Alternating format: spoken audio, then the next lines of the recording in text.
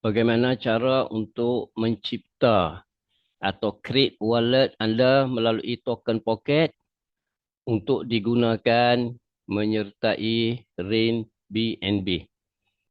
Pertama sekali, anda muat turun atau download aplikasi token pocket melalui Play Store anda dan anda klik search. Di bahagian search itu, typekan token pocket. Kemudian klik search. Dah nampak di situ token pocket. Klikkan token pocket. Bila dia keluar bahagian install token pocket, klikkan install untuk download token pocket. Apabila selesai download, anda klik open. Dia akan beri notifikasi mengenai wallet anda. Jadi anda benarkan dia. Anda belum ada account, jadi anda klik no account. Kemudian dia akan minta supaya memilih network. Network yang kita akan gunakan ialah network OPBNB. Jadi scroll ke bawah hingga jumpa OPBNB. Klik OPBNB. Anda mahu create wallet, jadi anda pilih create wallet.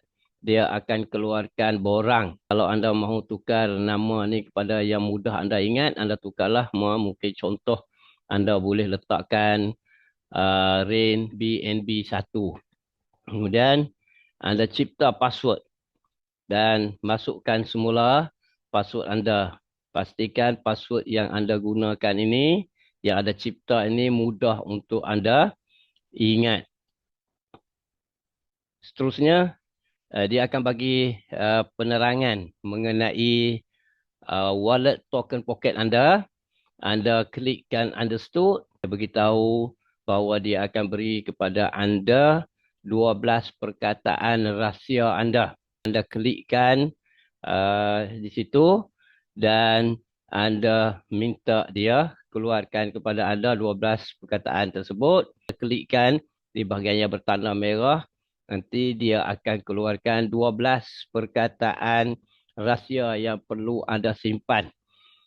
12 perkataan ini sangat penting kerana sekiranya 12 perkataan ini sudah hilang, maka anda sudah tak boleh lagi buka wallet anda. Jadi dengan sebab tu pastikan anda catat mengikut nombor perkataan-perkataan ini atau anda screenshot dan anda simpanlah di tempat yang selamat. Okey, apabila anda sudah buat apa yang sepatutnya, maka anda klik complete backup, verify dan dia minta anda supaya susun kembali 12 perkataan yang diberi itu mengikut turutan seperti mana yang dia bagi tadi. Bila anda sudah selesai, klik confirm. Inilah wallet anda dalam token pocket. Jadi untuk menghilangkan notis itu, anda klikkan di mana-mana saja dan kliklah understood. Dan inilah wallet OPBNB anda dalam token pocket. Bagaimana anda nak dapatkan wallet address ataupun kalau biasanya kita panggil number account.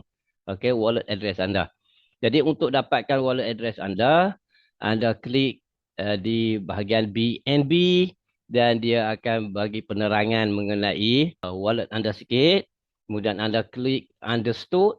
Jadi untuk nak dapatkan number account, anda klik bahagian receive dan inilah address wallet anda. Jadi yang paling penting ialah pastikan bahagian ini ialah OPBNB.